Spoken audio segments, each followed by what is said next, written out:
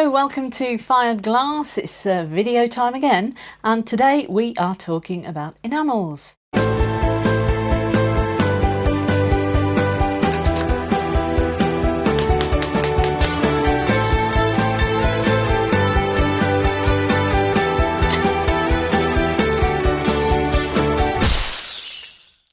Hello, so enamels. We've been wanting to do a series of videos on enamels for a while now. And this particular video, we're just going to have a little discussion really about enamels, what they are, where they come from, and the types that I like to use. So there are lots of different enamels on the market. Enamels have been used for centuries actually. 13th century AD I think is the earliest time that enamel usage was noted, when they used to fuse enamels into, or enamel powders into gold. And then later on, cloisonne work, I'm not sure I pronounced that right, was enamels that were fused into metals, generally coppers and things like that, to create jewellery. And in fact, let me just get this so you can see this. Hopefully, I think you can pick that up. This is my little friend Charlie. And Charlie was made for me by Denise Laurent, who's from thepaintedcat.co.uk. She's an artist friend of mine.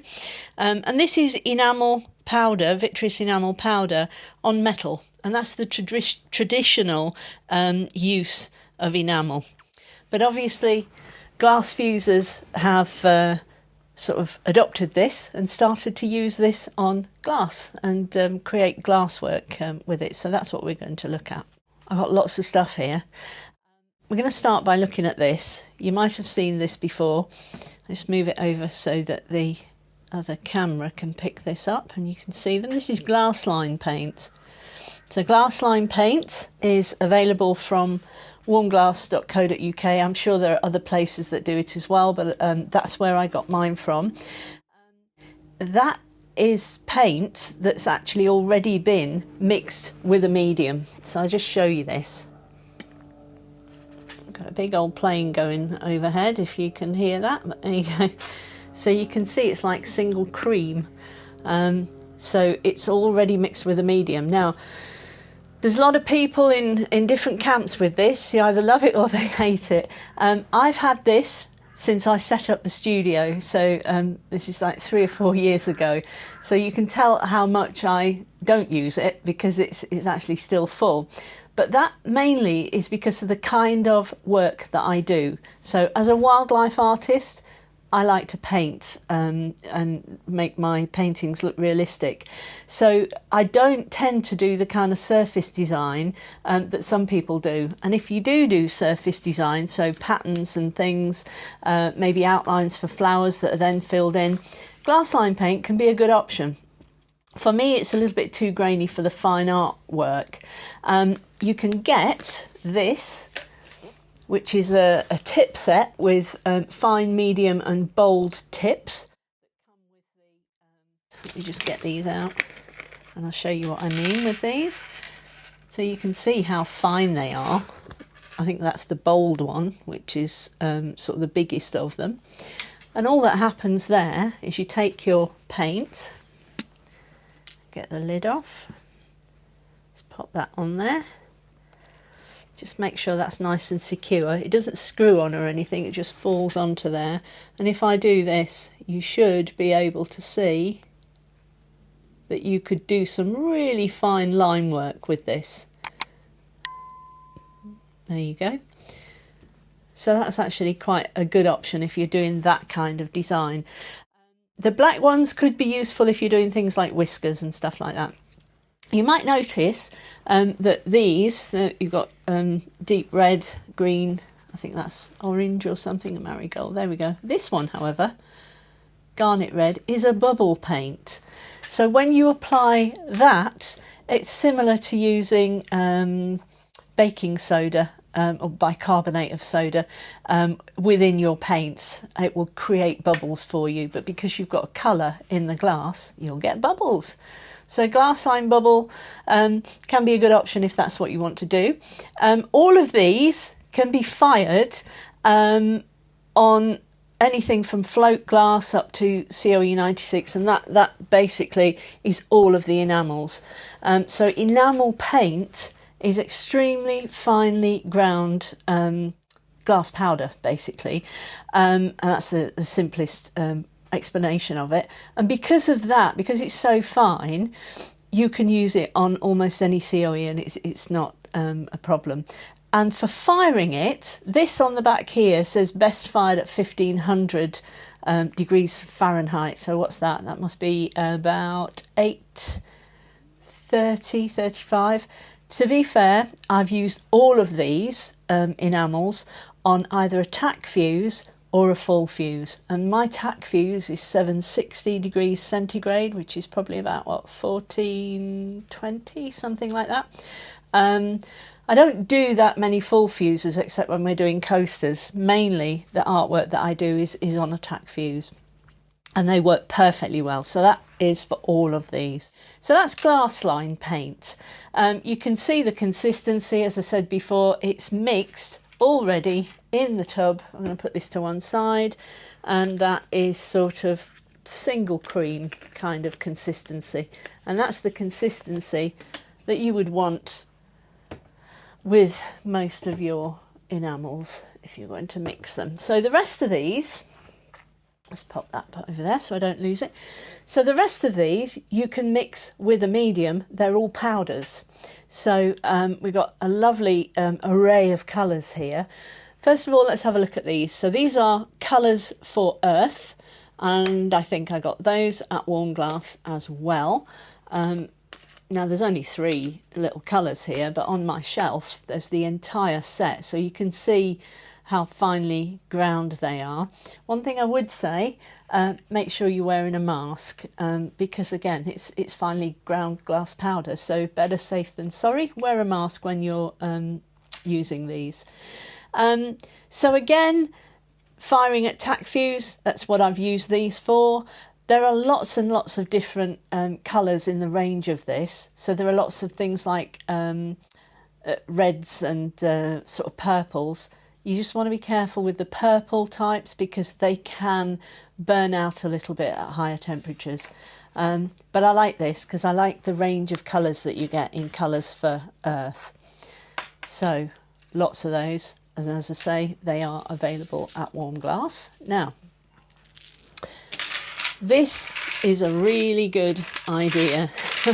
Now, you notice on here that these have got a little code, G385 is that one.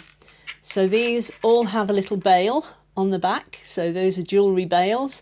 They're a tiny little scrap of glass that I had, and I painted just so that you can see, when you look at that, it's a bit lighter on there. That's the colour that it fires at. So I do this for all of my frits, powders, all of the things, because obviously my students need to know what they look like, and some of them, if they're strikers, look completely different to how they are in the pots. But for enamels, this is really, really useful. So these are my swatches for enamels, and all of these small ones are the range for Colours for Earth, which is really quite cool. I'll talk about the big ones in a second, so let's move these over here. What I haven't done is actually done the colours for these, the swatches for these, because I was just too excited to use these. These are UGC, which are Unique Glass Colour.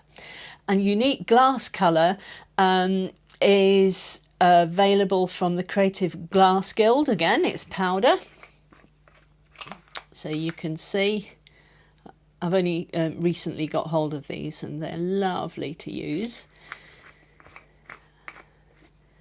And all of these colours, in fact all of the colours that we're talking about now, the powder colours, you can intermix just like powder paint and create an infinite range of colours. Now the good thing about these, I don't know if you can see that, on the back of there it will tell you if it's toxic.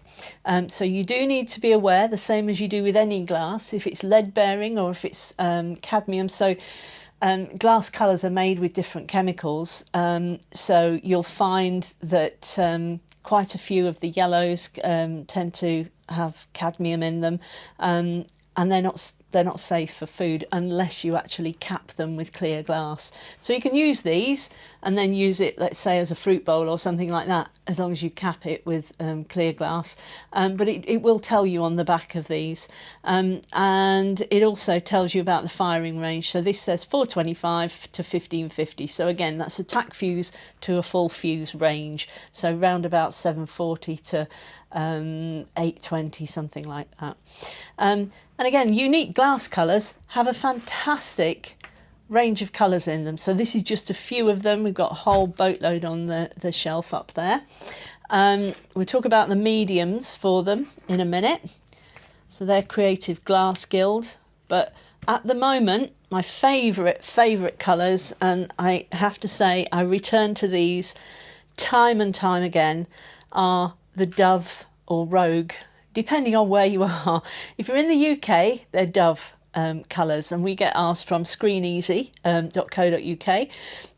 So if you're in the States, they're called Rogue colours, and I think Canada, they're called Rogue as well.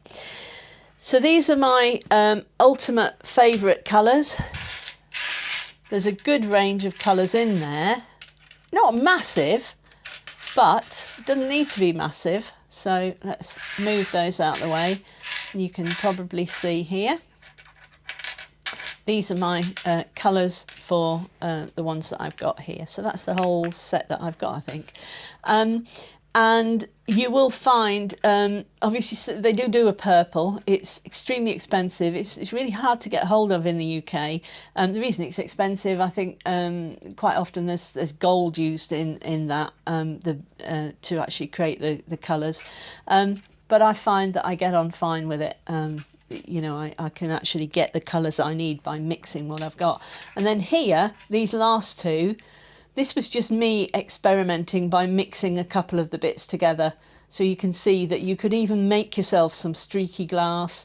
So this is just what I would call wet in wet. So create your paint by mixing this with medium. We're going to talk about that in a second. And just mix the colours in together. And you can create some beautiful sort of streaky glass effects that then you could fire. You could then, you know, chop it up and use it in your projects. So well worth doing to make yourself a little swatch set so that you know what your colours fire like, and you know what they look like when they're actually made up. So that's Dove. The last set that I'm going to talk about is Easy Fire. So EZ Fire. In other words, Easy Fire, they're called. And again, I think I got those from Becky Will's site, the Screen Easy. And the reason I got these is because you can probably see here, I've written on it, this is bronze, it's ruby red, but these are actually, I don't know if you can see that as I move it in the light, these are sort of iridescent. The camera might be picking that up. So we've got some iridescence in here. You can just about see that, hopefully. They're better when they're capped, I must admit. So you should be able to see as I move that in the light. And this is a pearl one, which I like for hummingbirds. I quite like making hummingbirds. So the pearl one works really well because it's got that sort of almost dichroic type iridescence on it.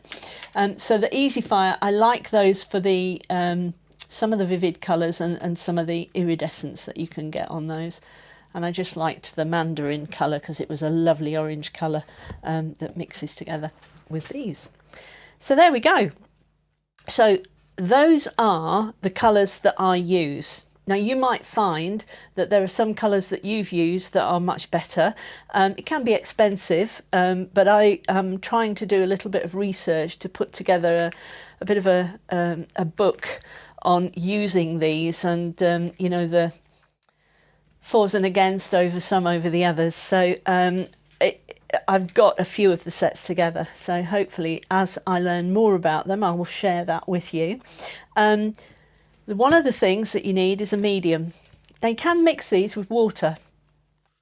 in the next few videos where we actually start looking at doing some projects, then I will show you how to mix them. But you can mix with water. I prefer to mix with a medium because you get a much smoother paint. And this, for me, has been a huge game changer.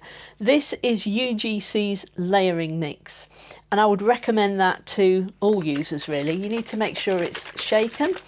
It allows you to layer enamel layer upon enamel layer, and the thing that you will find, get one of these, just reach over here, get this little chap and you can see him. So this is my little rabbit, which is one of the videos that is actually coming up. We're going to be doing some boxing hares, and I've painted him with Dove enamels and UGC enamels, and I use layering mix, and he's had 3 layers on here. Normally when you paint a layer and you let it dry, if you try and paint on top of it, it'll lift the enamel.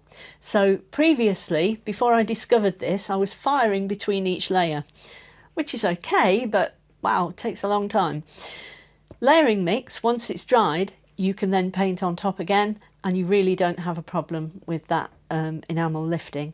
And that means you've got a really nice dense set of layers that you can then add detail on. So it really looks good.